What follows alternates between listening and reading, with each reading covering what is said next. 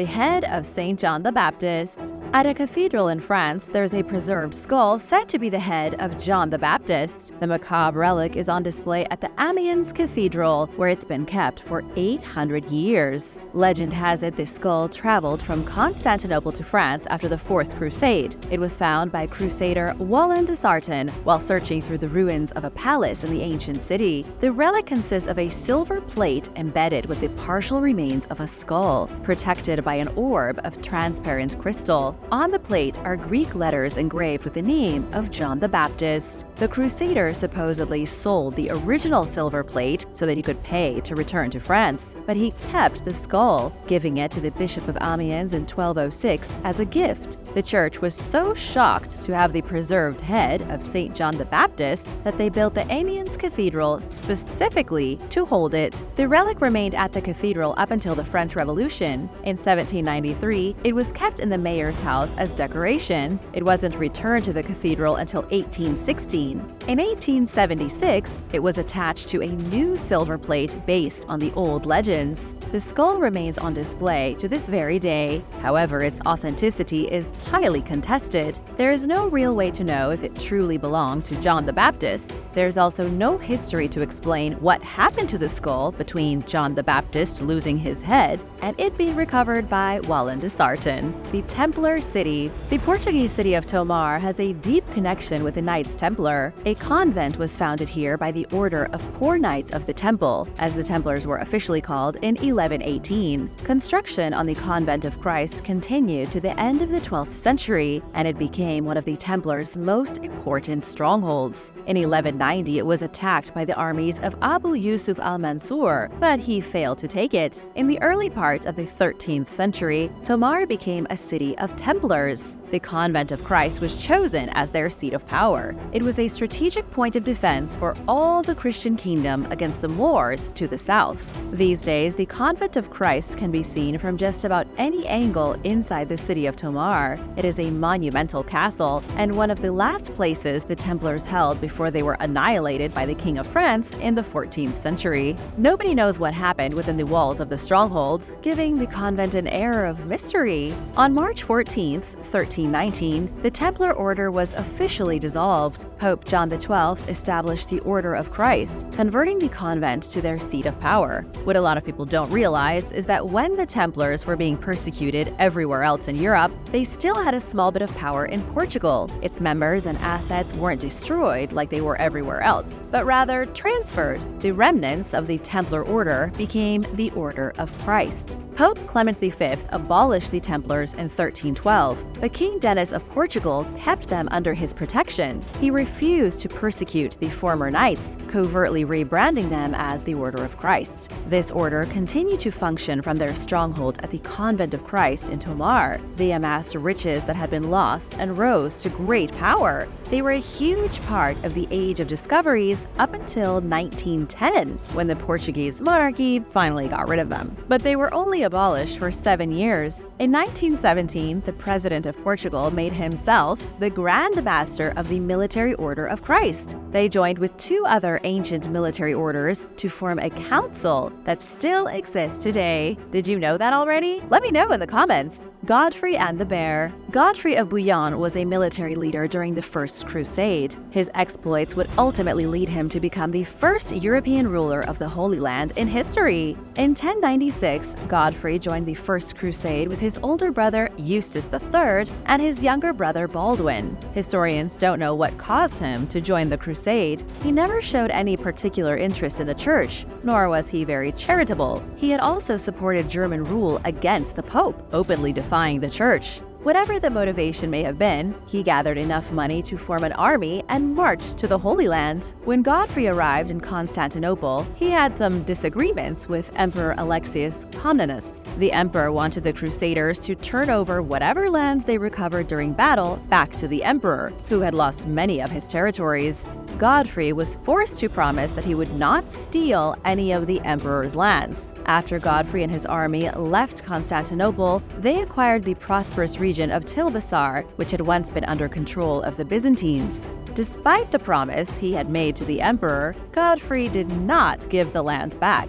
Godfrey and the rest of the Crusaders continued through the Holy Land to Jerusalem. They captured the city and Godfrey was installed as its ruler. The Egyptians showed up and tried to take the city while it was weak, but the Crusaders beat them back. Not really liking it much in Jerusalem, most of the knights returned to Europe. As they slowly trickled out of the city, Godfrey found himself without an army. It's not really clear what happened to him after that, only that he died abruptly in the year 1100 of unknown causes. In the aftermath of Godfrey's death, he became a legend. He was idolized by the descendants of the original Crusaders. The stories they told about Godfrey of Bouillon are told to this very day. Godfrey supposedly had intense physical strength. He once got into a fight with a bear and beat it to death. It was also said he chopped the head off a camel with a single blow of his sword. There is still a statue of him in the Palais Royal in Brussels. Ordeal of Fire. The First Crusade had an enormous impact on Europe. It lasted from 1096 until 1099, gathering an unprecedented force of soldiers and pilgrims from across Europe. They were all banded together under one idea: take Jerusalem from the Muslims. One of the most important players in the First Crusade was Peter Bartholomew. In 1098, the Crusaders were stuck in Antioch, hundreds of miles from Jerusalem. It took a long time to capture the city. They had to lay siege to Antioch, and it was an exhausting affair. After they took the city, a huge Muslim force arrived, and then the Crusaders were the ones under siege. The Christians were already starving to death. Disease was rampant, causing widespread deaths. It looked like they would not hold out much longer. The crusade nearly ended inside the walls of Antioch. This was where Peter Bartholomew came into play. He was an insignificant pilgrim, a person of pretty much no importance. He went to the leaders of the crusade and told them about a vision he had had. Peter claimed that he saw St. Andrew wielding the Holy Lance, and that it was buried underneath a church inside the city. For those who don't know, the Holy Lance was the spear used to pierce the side of Jesus Christ during the crucifixion. It's also called the Spear of Longinus. It's one of the most holy Christian relics in the world, up there with the Holy Grail. Peter directed workmen to the church where he believed the Holy Spear was buried. They dug underneath the church but didn't find anything. They were just about to abandon the church when Peter jumped into the hole and appeared suddenly holding a magnificent weapon. The Crusaders took it as a sign from heaven and rallied their courage to face the enemy. They defeated the encroaching Muslims on June 28th. This miraculous feat earned Peter a place of power. He jumped into a hole and found a spear, and now he was among the leaders of the Crusade.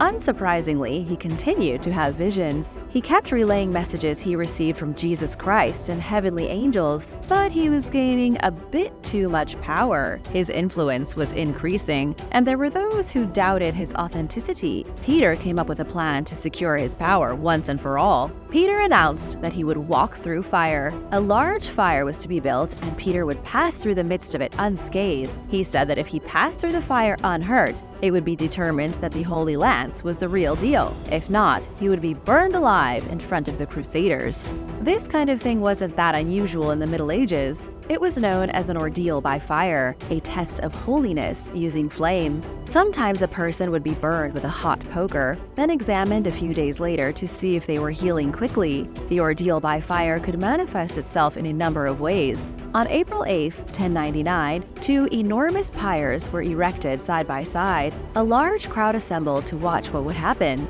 Peter walked through the middle of the fires carrying the lance and came out on the other side alive. He was severely burned, but still alive. The leaders agreed that the Holy Lance was real, and Peter was an agent of God. A few days later, Peter dropped dead from his burns. The Templars in Canada. Christopher Columbus was hailed as the first European to discover the New World for centuries. Then, an archaeological discovery in the 20th century changed history. Scientists know for a fact that the Vikings landed in North America 500 years before Columbus, arriving in Newfoundland. Now it looks like the Knights Templar also beat Columbus to North America. Henry Sinclair was born in 1345, his father being the Lord High Admiral of Scotland. In 1379, Henry became the Earl of Orkney. He brought all of Scotland under tight control to defend its borders. He died around the year 1400, perhaps following an invasion by the English. His power passed on to his son, who was also named Henry. That's basically everything historians know for sure about Henry Sinclair.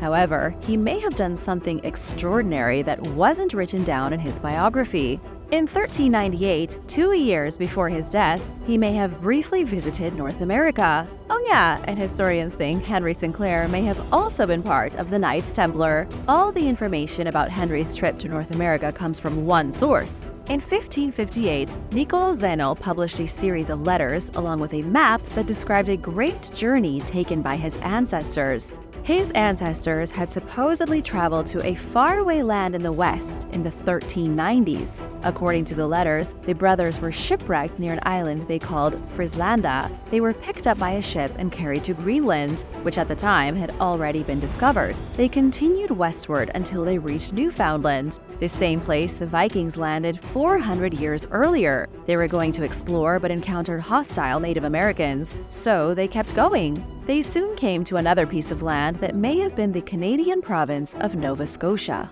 You'll notice the complete lack of any mention of Orkney or Henry Sinclair. The brothers claimed they were picked up by a prince named Zichmni in the letters that they wrote. The argument is that the island they called Frislanda was really Scotland's Orkney Island, and Zichmni was a misspelling of Sinclair. The theory is backed up by a series of strange carvings in Rosslyn Chapel. The chapel was founded in 1446 by Henry Sinclair's grandson near Edinburgh. Inside the chapel are carvings of plant species specifically found in North America. The final piece of the puzzle is that Henry Sinclair was allegedly a secret member of the Knights Templar. Following the suppression of the order in the 14th century, many Templars supposedly escaped to Scotland. Henry Sinclair may have been one of the last surviving members of the order in Britain. It also helps the case that Templar artifacts have been found on Oak Island in Nova Scotia, potentially left there by a Templar expedition in the 14th century. What do you think? Let me know in the comments. The Waldensian Crusade. Around the year 1170, a man named Waldo began a movement that would take Europe by storm. He had a crisis of conscience and sold all his possessions to live a life of poverty. Waldo wanted to preach the gospel and live a life that was truly dedicated to God. He was one of the first to spread the New Testament to the common people by translating it into a language everyone could understand. Up until that point, it was often only highly educated clergy who could read the ancient texts written in languages like Latin and Greek.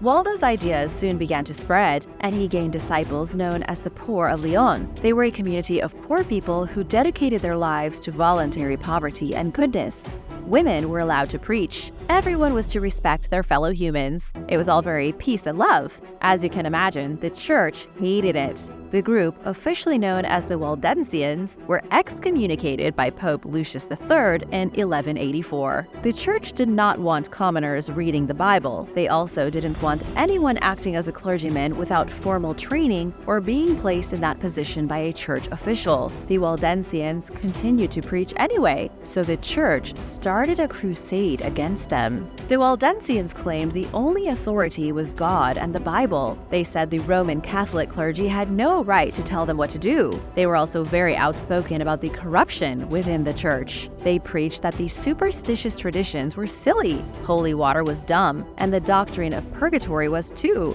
Communion was also silly to them, and they refused to fast or bow down before altars. 3 years after Waldo and his followers were excommunicated, the Pope declared them heretics. Years later, in 1215, they were outright hunted down and annihilated. Groups of Waldensians retreated into the mountainous Alps and practiced their religion in caves. Entire villages of them were burned to the ground. In 1545, the Archbishop of Lyon sent troops to attack a pair of large towns and 28 smaller settlements. All the towns were destroyed, and 4,000 people were killed. This was a crusade against God-fearing Christians at home in Europe. It lasted centuries until very slowly the Waldensians were absorbed into established religious groups like the Protestants. Thanks for watching. What do you think was the worst crusade of them all? What other mysteries would you like to hear about? Let me know in the comments below, and be sure to hit that subscribe button, and I'll see you next time. Bye!